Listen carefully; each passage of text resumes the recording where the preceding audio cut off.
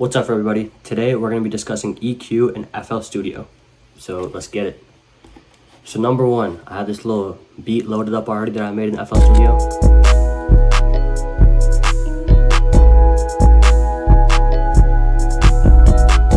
So it's a calm little beat, nothing too crazy. So we're going to head over here, right here, to our mixer tracks. And you should already be assigning all your sounds to a mixer track off the rip as soon as you put them into your little channel rack right here. And this just ensures you can see the volumes of everything, the levels of everything, so that you can, kind of blend them in just like I have here already with this beat.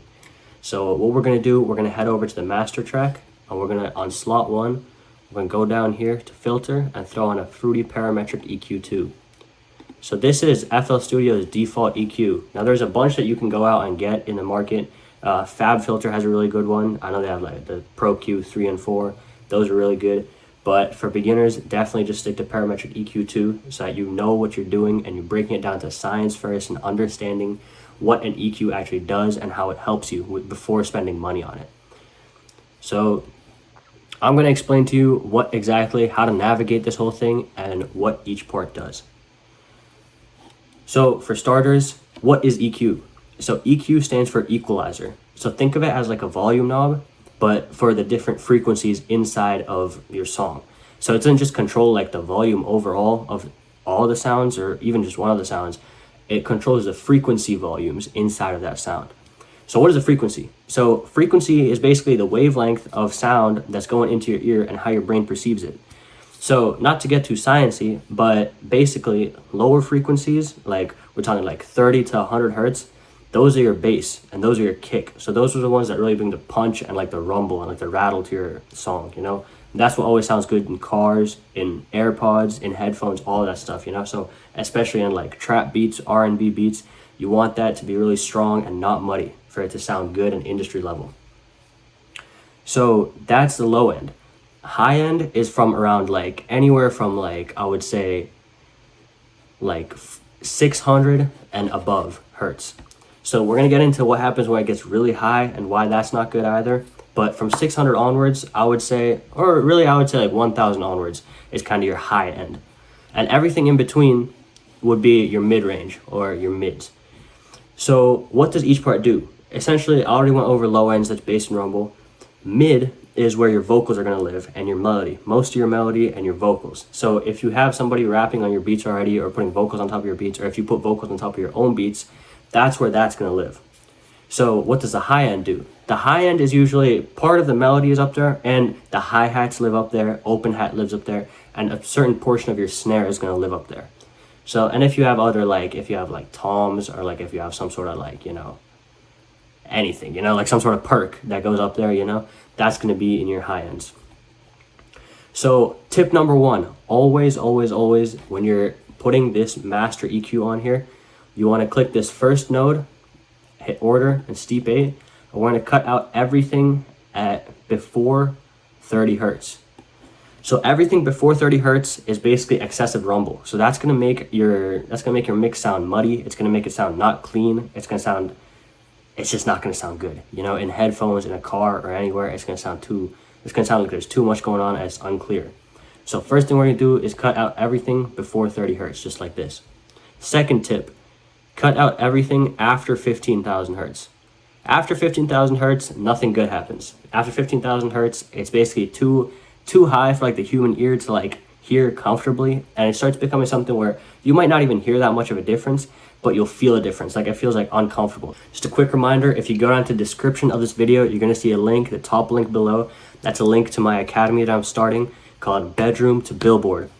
In that academy, we're going to be discussing a bunch of things from the basics of producing to expert level producing, how to make industry level beats from just your bedroom. As you can see, I produce from my bedroom and I've produced for multiple big artists. I get comments so often on my beats where people want to rap on them, people want to produce like me, they want my loops, they want to work with me.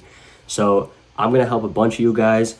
Whoever wants to join, whoever wants help, who wants tips just like this, make sure to hit that link and check it out. All right, next thing we're going to do is we're going to listen to the beat now with these 2 changes made.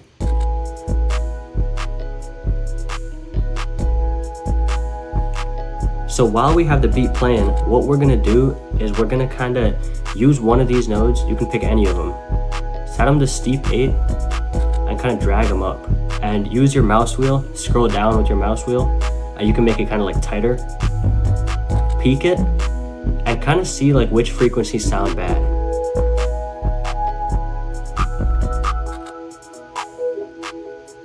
So I feel like this is a little sharp for me. So what you can do, just drag it down, make it thin, kind of take that bit out. So you can tell noticeably now the mix sounds a bit cleaner. You know that part that I didn't like?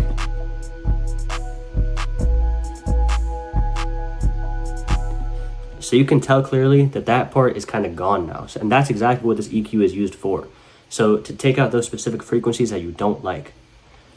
Additionally, best tip that I can give you, and this is a tip that not a lot of people know, 300 hertz is where most of the mud in your mix is going to live. Outside of like those two, like 0 to 30 and above 15,000 hertz ranges, at 300 hertz is where most of the mud in your mix is going to live. So that's why, see right here is very close to 300 hertz. It was at around 90 hertz is where I saw the mud. So exactly near like this 300 range, you're going to want to be careful, and you're going to want to see and inspect closely there for mud in your mix. Also a big tip, you don't want to take out too much of this type of stuff. Like you don't want to be coming in here with like every single one and like taking out most of the mix.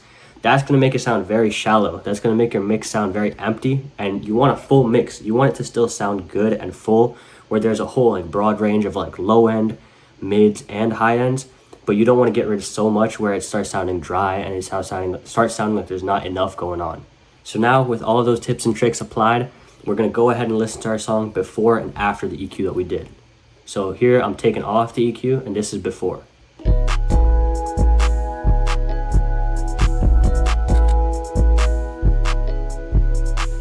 Now I'm going to put it on the EQ, and this is after.